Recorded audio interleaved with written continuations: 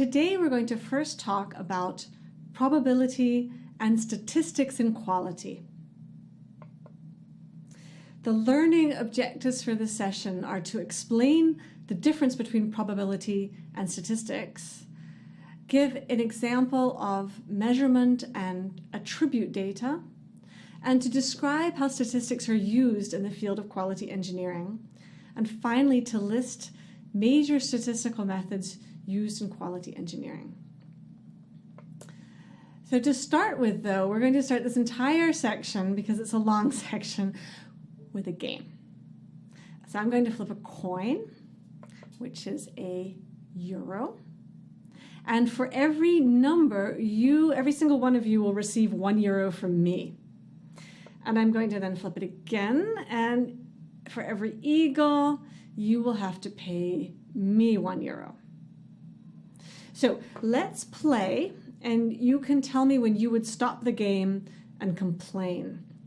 So first toss, we get a number. So what does that mean? I have to pay every one of you €1. For the second toss, finally, good, an eagle. So now I get to have all my euros back. So I'm going to toss the coin another 8 times.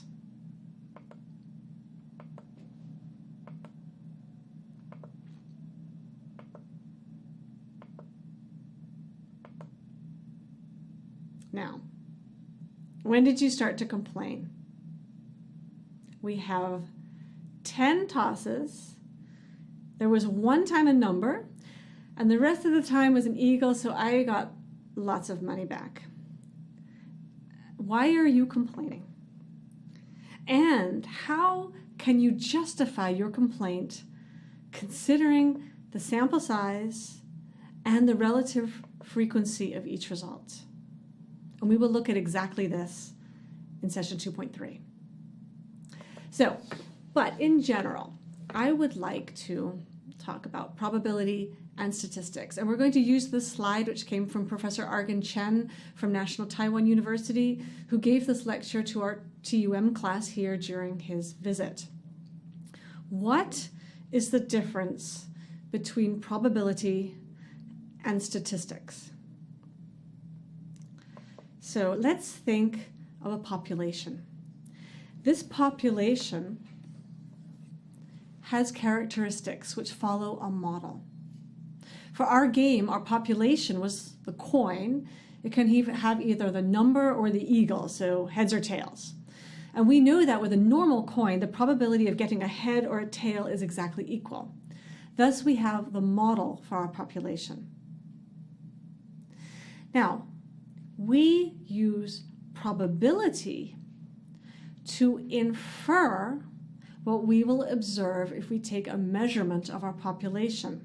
And in our example, it'd be if we flip the coin. Thus, probability allows us to infer something about what we would expect to observe in the population.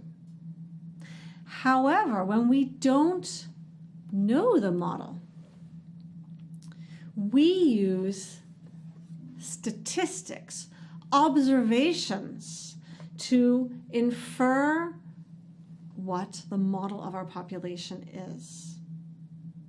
For our coin game, we know that when we flip a coin, on average, half of the time we should get a number, and the other half of the time an eagle. And therefore, we use this knowledge of the model, and we expect for our 10 tosses to have about 5 numbers and about 5 eagles.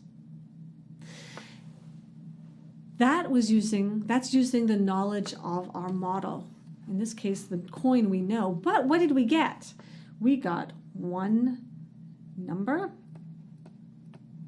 and 9 eagles. These were the measured statistics. We also call them statistics. So statistics then tells us that what we observe should let us know what our underlying model is. And I would think in this case, we would say that we do not have a fair coin. Let's look at Taiwanese Big Lotto. Here, you can choose 6 numbers from 49 and expect, in the hopes that you'll win the big prize. So now we've got 4 gentlemen from Taiwan. They like to play the lotto. Mr. Chang chooses numbers randomly, and he never believes in any historical analysis of number appearance. Mr. Fang chooses numbers that most frequently appear in the history. Mr. Wang chooses numbers that most rarely appear in the history. And Mr. Yang chooses meaningful numbers such as the date of his birthday. Now, from these 4 gentlemen, who is correct? Let's look then at the probability of the Big Lotto game. We have 6 numbers from 49. In this lottery, what is the probability of winning the first prize? The answer is from probability theory. From the knowledge of the model, we know that this is 1 over the number of possible combinations of 49 distinct objects taking 6 at a time. So, is this answer based on probability or statistics?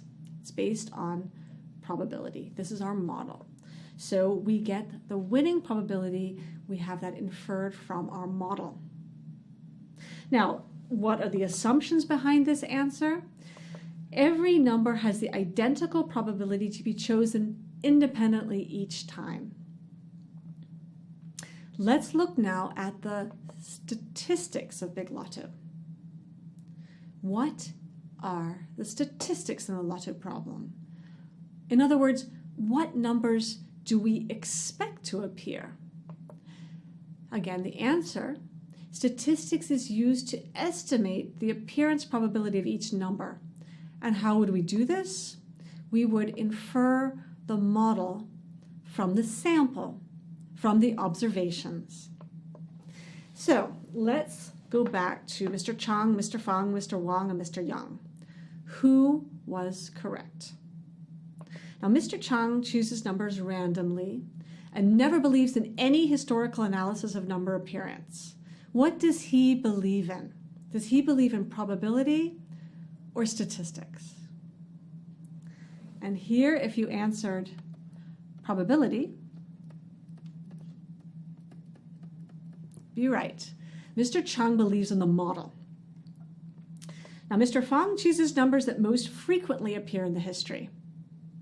What does he believe in? Does he believe in probability or statistics? He believes in the statistics. He believes that what you observe will then help you predict what will happen in the future. Now, Mr. Wang chooses numbers that most rarely appear in history.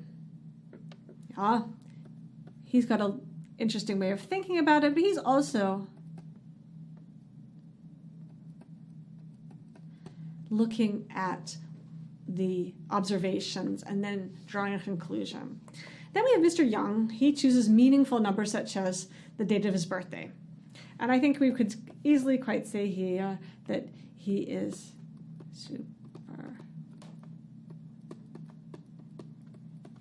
he's just superstitious. You could also argue that he knows it doesn't make any difference, so he believes in the probability. Okay, one final note. As the well-known statistician George E.P. Box stated in the last century, all models are wrong, but some are useful. And in quality engineering, our models are extremely useful. So thank you very much, and we'll continue to the next section of this lecture.